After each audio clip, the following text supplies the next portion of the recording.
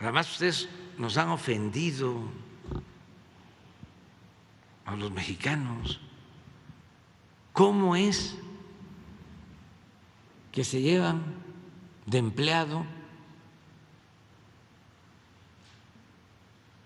a Felipe Calderón, que fue presidente de México, aún como presidente espurio, porque no ganó la elección? De todas maneras, eso es una ofensa. Eso es una práctica en España, que a dirigentes políticos los vuelven sus empleados.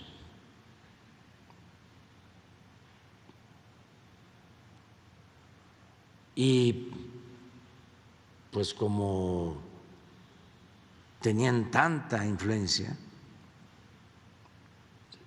dominan en el Poder Judicial, tienen como empleados a jueces y utilizan estos mecanismos leguleyos para imponerse, y al final, ¿qué es lo que estamos defendiendo? Pues que no aumente el precio de la luz, que no nos pase lo de España, para que la gente lo entienda, porque si dejamos a estos ambiciosos, gente sin escrúpulos, que lo único que les importa es el dinero, el lucro, pues dejamos en estado de indefensión al pueblo de México, y eso no. Entonces, es defender para que no aumenten los precios de la luz, que no aumente el precio de los combustibles. Esa es nuestra lucha.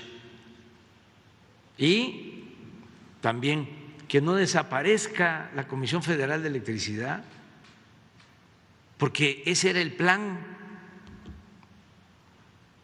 Si hubiesen ganado ellos, ya no existiría la Comisión Federal de Electricidad.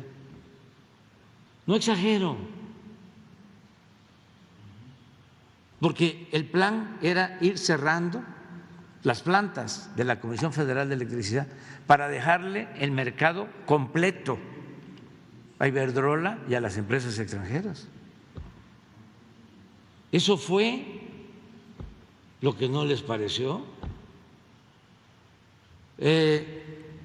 Venían con el cuento de las energías limpias, hacer negocios sucios, venían a poner plantas eólicas sin permiso, porque eran los dueños de México y había que comprarles la energía con subsidio, porque había que pagarles tarifas especiales, aun cuando esas plantas requirieran respaldo de plantas de la Comisión Federal de Electricidad. Por ejemplo, las hidroeléctricas de la Comisión Federal de Electricidad se dedicaban solo a respaldar a estas plantas particulares, y el costo de operación de las plantas de la Comisión Federal de Electricidad no se incluía en lo que se les pagaba a las empresas particulares. Entonces estamos buscando fortalecer la Comisión Federal de Electricidad. Si en Estados Unidos no se hace así, o en España no se hace así, pues son otras historias. Nosotros nacionalizamos el petróleo, la industria eléctrica,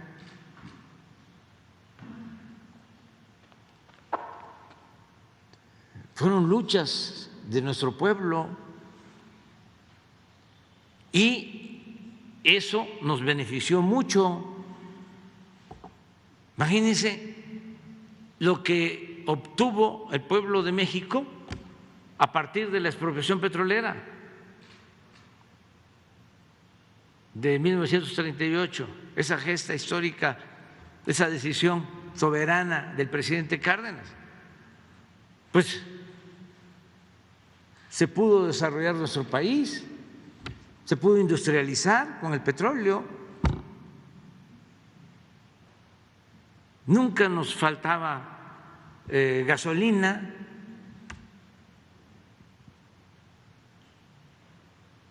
éramos autosuficientes. No solo eso, cuando se empezó a vender petróleo,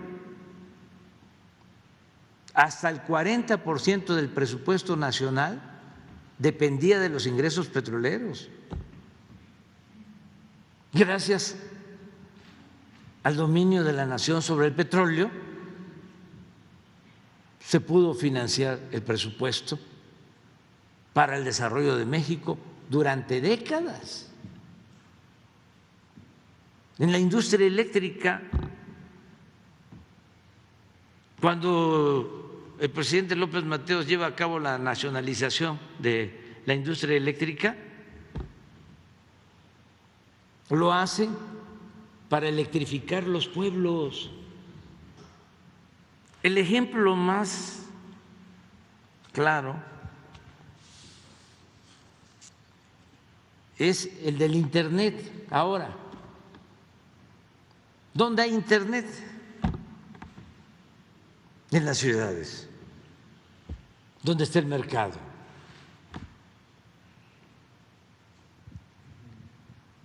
En los pueblos de México no hay Internet.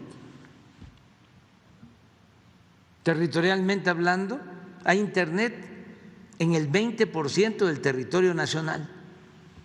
En el 80% no hay Internet, porque ni modo que van a poner antenas, van a poner fibra óptica los de las empresas de comunicación donde viven los pobres. No, no es negocio.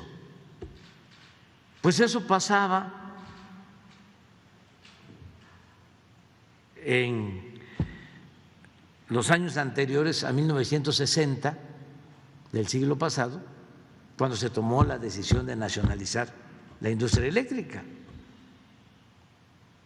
No se hubiesen electrificado los pueblos. A partir de que se nacionaliza la industria eléctrica, se electrifican los pueblos de México, gracias a la Comisión Federal de Electricidad. Y estos apostando a destruir a esa empresa pública, eficiente, con trabajadores comprometidos. Nosotros padecemos de un huracán, el Ágata, desgraciadamente, que afectó las costas de Oaxaca. Arrasa, tumba toda la línea de transmisión, quedan los pueblos sin luz. En una semana se restablece el servicio por los trabajadores electricistas, por los técnicos mexicanos. Eso pasó también con el petróleo y sigue sucediendo. Estamos rescatando a México con los trabajadores.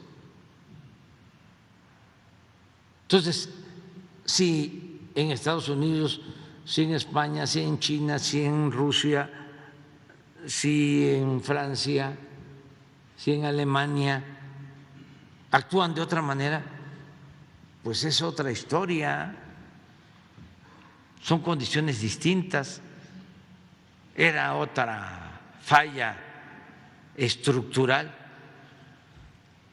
del llamado modelo neoliberal.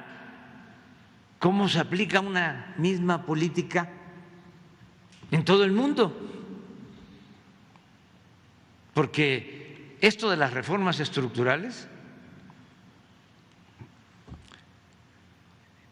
era lo mismo en España que en Argentina, que en Chile, que en México,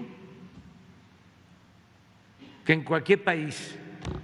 La misma receta, con realidades completamente distintas.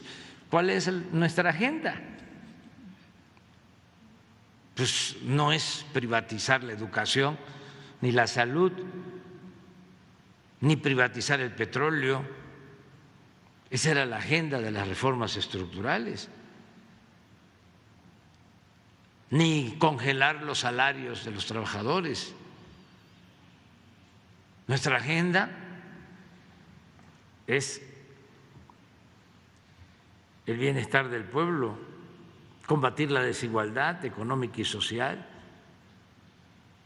desterrar la corrupción, acabar con la impunidad, separar al poder económico del poder político, lograr la pacificación del país.